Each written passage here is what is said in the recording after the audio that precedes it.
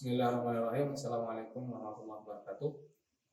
Perkenalkan, saya Herman Supriyadi, dosen pariwisata Universitas Hasanuddin Wadi, Fakultas Bahasa Seni dan Humaniora, Pancor, Lombok Timur, Nusa Tenggara Barat. Pada video ini, saya akan menjelaskan MK yang sesuai dengan kepakaran saya, yaitu MK Hospitality. Mata kuliah ini membahas tentang definisi, fenomena, dan teknis pelayanan prima dan hospitality yang ada di industri, terutama industri hospitality. MK Hospitality sendiri itu dilaksanakan selama 16 kali pertemuan dan 1 kali UAS. Pada video yang akan ditampilkan itu adalah pertemuan yang keempat pada mata kuliah ini. Ada 4 CPL Prodi yang dibebankan pada MK Hospitality ini. Di antaranya CPL 2 yaitu menunjukkan karakter tangguh, kolaboratif, adaptif, inovatif, inklusif, belajar sepanjang hayat, dan berjiwa kewirausahaan. Kemudian CPL yang ketiga yaitu mengembangkan pemikiran logis, kritis, sistematis, dan kreatif dalam melakukan pekerjaan yang spesifik di bidang keahliannya, serta sesuai dengan standar kompetensi kerja bidang yang bersangkutan. Kemudian CPL yang keempat yaitu adalah mengembangkan diri secara berkelanjutan dan bisa berkolaborasi. Kemudian CPL yang kelima yaitu mampu mengembangkan dan mengelola program media informasi, perusahaan, dan agensi media, pengembangan media, pemasaran, serta perspektif inklusif. Nah, adapun kemampuan akhir tiap tahapan belajar yang diharapkan itu adalah mahasiswa mampu memahami perbedaan antara bad service, good service, dan excellent service. Di mana tujuan pembelajaran pada mata kuliah ini yaitu mahasiswa mampu membedakan service yang baik, service yang buruk, dan pelayanan yang excellent.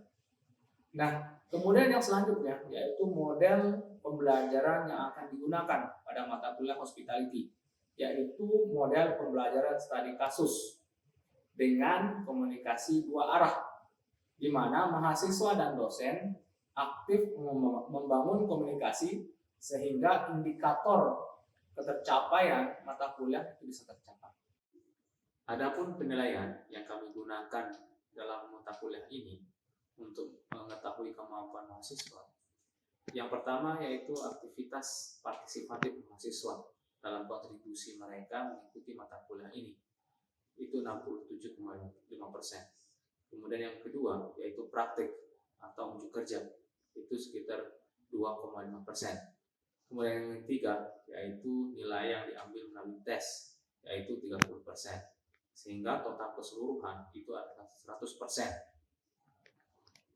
Bismillahirrahmanirrahim. Assalamualaikum warahmatullahi wabarakatuh. Gimana kabar, sehat ya? Oke, sebelum kita mulai mata kuliah kita pada siang hari ini, kita buka dengan sama-sama melafazkan basmalah. Bismillahirrahmanirrahim. Terima kasih adik-adik sudah hadir pada MK saya pada siang menjelang sore hari ini. Oke, adik-adik, sesuai dengan pertemuan yang sebelumnya, saya berjanji untuk memperlihatkan Anda sesuatu. Saya ingin kalian berbicara mengenai video ini, sebuah video, dan kalian analisis bagaimana menurut Anda. Saya bantu dulu videonya sebentar.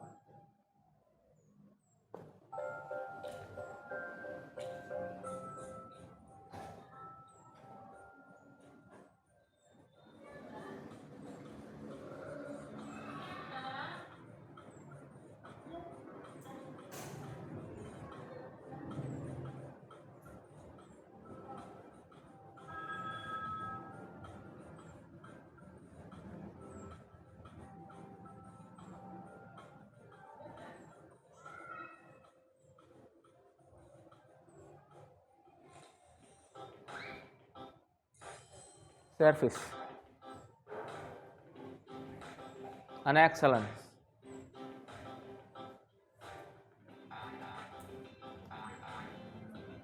Bos apa karyawan? Kita lihat setelah ini. Apakah dia bos atau karyawan?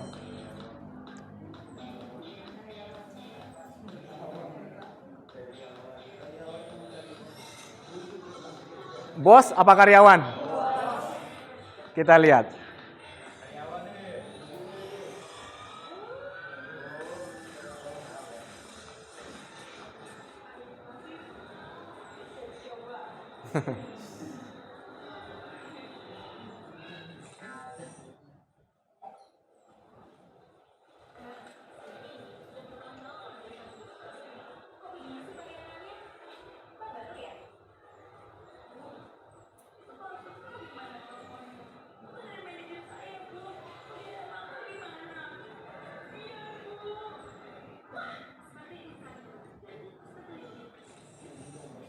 An excellence.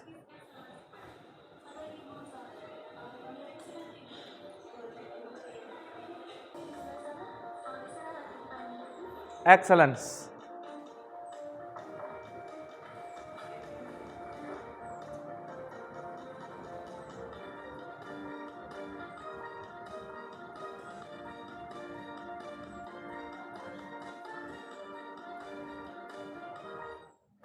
Oke.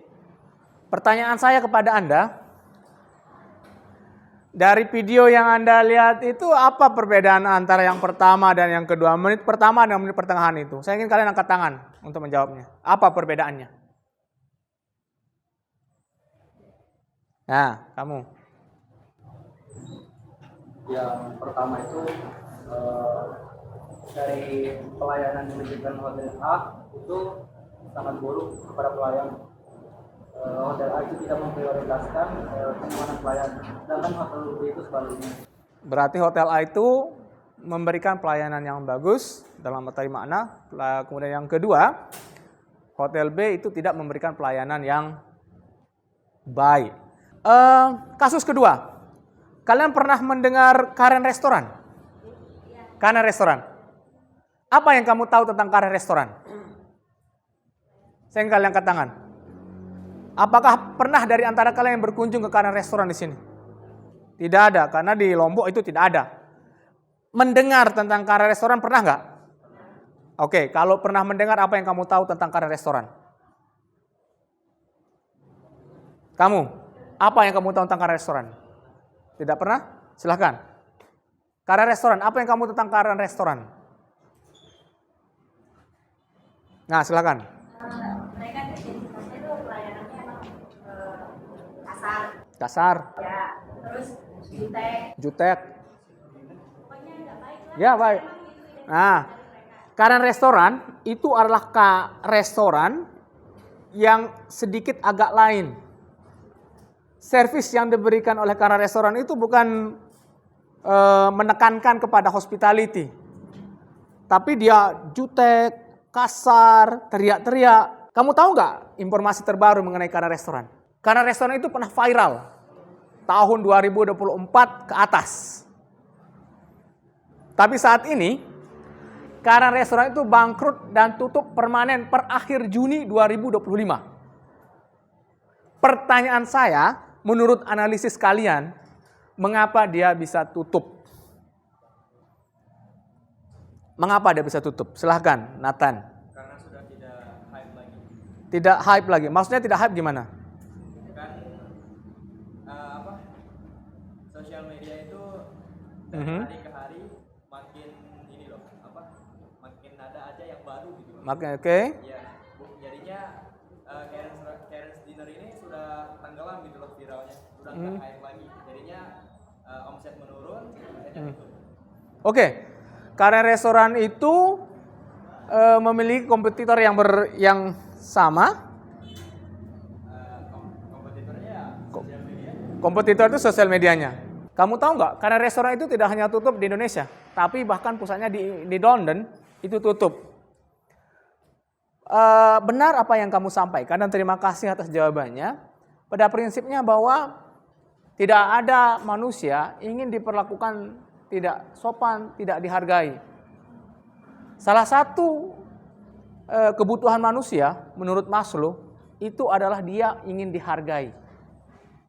Tidak ingin dikasari. ingin dihargai, ingin dicintai, dan itu manusiawi. Dan itu adalah sesuatu yang prinsipal mengenai kemanusiaan. Nah, yang kalian sampaikan tadi itu kaitannya dengan yang di depan, service quality dan service excellence. Ada service yang excellent, ada kualitas servisnya yang sesuai dengan standar, ada juga servisnya yang bagus, tetapi ada juga servisnya yang buruk. Nah, servis yang buruk seperti yang Anda lihat dalam video tadi. Dia tidak mengatensi apa yang diinginkan oleh pelanggan. Sebaliknya, dia mengatensi hal yang lain. Ada juga video yang staff, dia anak kos, tapi gayanya anak bos. Di hidup elit, dia hidup elit, di mana ekonomi semakin sulit. Ya kan? Artinya bahwa penampilan oke saja, tetapi jangan sampai melupakan tugas Anda itu sebagai staf untuk melayani tamu. Oke, ini katanya dengan service quality dan service excellence. Diharapkan pada pertemuan ini Anda bisa membedakan mana service yang baik, mana kualitas service yang buruk, dan mana yang excellence.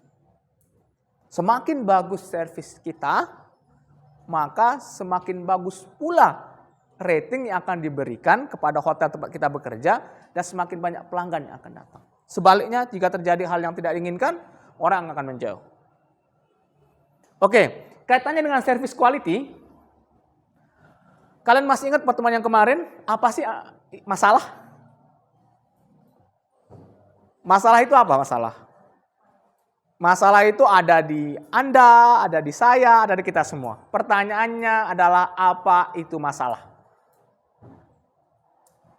Ada masih ingat? Apa itu masalah? Ketidaksesuaian antara harapan dan realita. Gap antara fakta dengan harapan. Itulah masalah. Contoh sederhana. Anda mau bertemu dengan pacar Anda, di sosial media dia putih bersih, tetapi ketika bertemu aura maghrib. Maka terjadilah masalah. Iya kan? Service quality dibangun atas adanya perbandingan antara perceived service, service yang diterima, dengan expected service. Service yang kemudian diharapkan. Dia paralel antara yang diharapkan dengan yang diterima.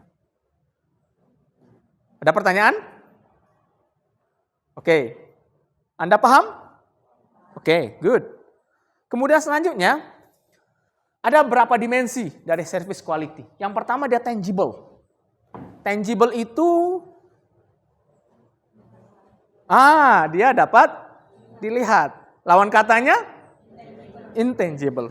Nah, tangible itu adalah kemampuan perusahaan dalam menunjukkan eksistensinya pada pihak eksternal.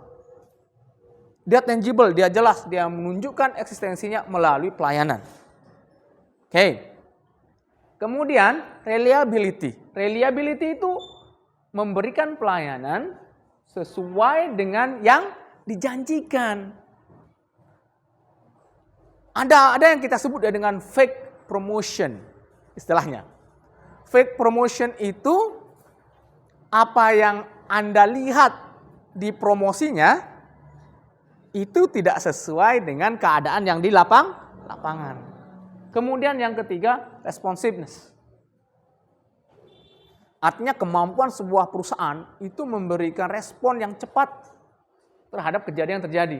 Pelayanannya cepat dan tepat.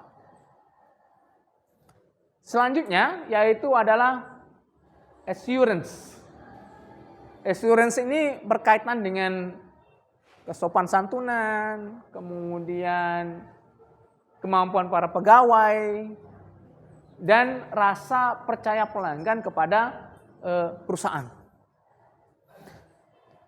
Kemudian yang terakhir yang tidak kalah pentingnya itu adalah empati. Nah ini saat ini yang mungkin empati yaitu perasaan di mana Anda mengerti apa yang diinginkan oleh pelanggan Anda. Anda paham betul apa yang diinginkan. Tentu rasa empati, kepemahaman kalian mengenai kebutuhan pelanggan, dari mana kita tahu? Dari segmentasi kunjungan Anda. Kalau pelanggan Anda keluarga, berarti Anda paham betul apa yang diinginkan oleh segmentasi keluarga. Artinya Anda harus paham apa yang diinginkan oleh tamu Anda. Itu yang disebut dengan empati. Oke, kaitannya dengan pelayanan prima. Di sini ada pengertian pelayanan prima, yaitu pelayanan yang melayani kebutuhan orang lain, dalam hal ini pelanggan. Sedangkan melayani, saya harap kalian memaknai pelayanan ini dengan makna yang positif, membantu menyiapkan apa yang diperlukan oleh seseorang. Ya, kemudian pihak yang melakukan pelayanan itu biasanya kita sebut dengan pelayan.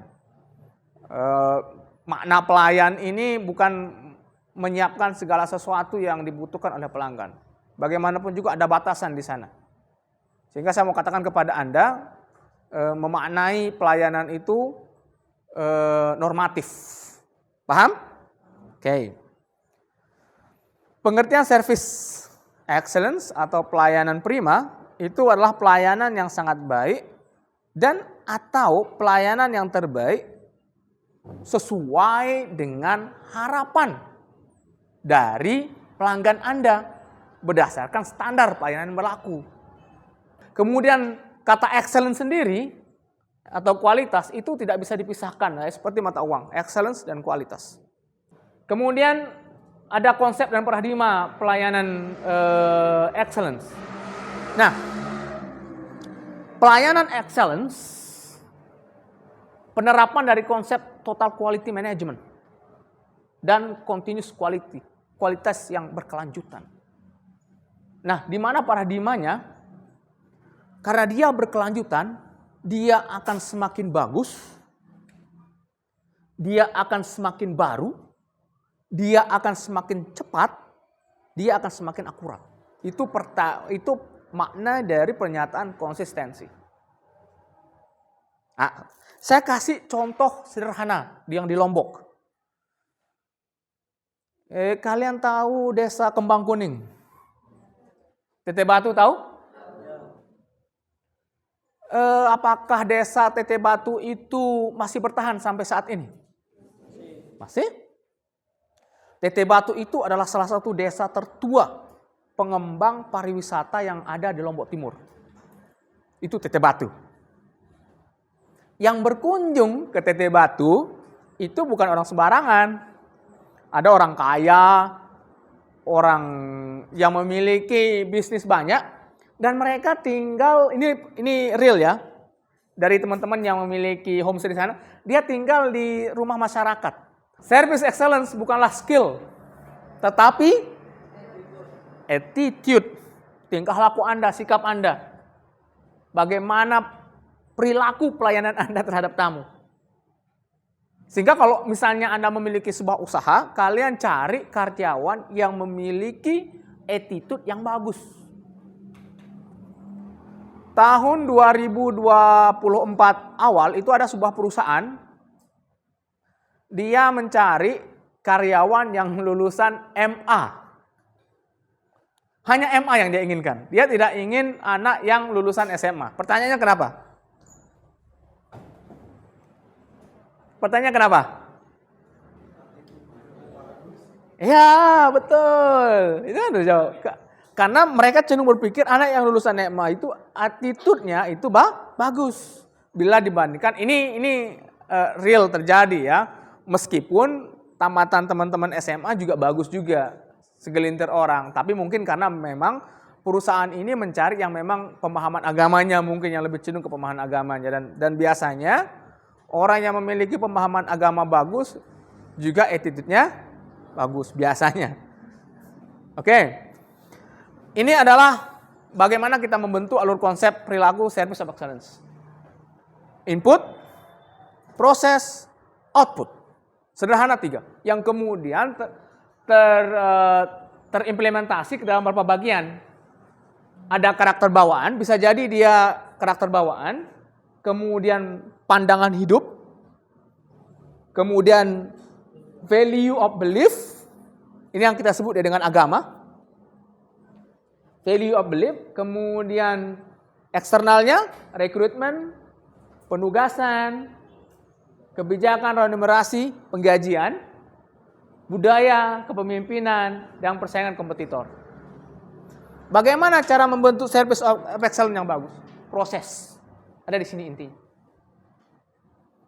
Kalau Anda memiliki karyawan yang tidak memiliki attitude, maka harus diproses. Prosesnya bagaimana? Pelatihan, workshop, lokakarya. Di sana dia bisa belajar. Sesuai pelayanan yang sesuai dengan standar di mana perusahaan tempat bekerja. Outputnya apa? Outputnya satu. Kita membutuhkan seorang yang memberikan pelayanan yang sesuai dengan SOP perusahaan. Standar pelayanan yang baik. Indikatornya apa? Indikatornya adalah satisfaction. Kepuasan dari pelanggan. Sehingga ketika dia puas, dia akan kembali lagi ke hotel itu. Oke. Service of excellence. Unsur-unsur pelayanan prima. Ini sesuai dengan Mempan tahun 1993. Yang pertama, tidak perlu mewah.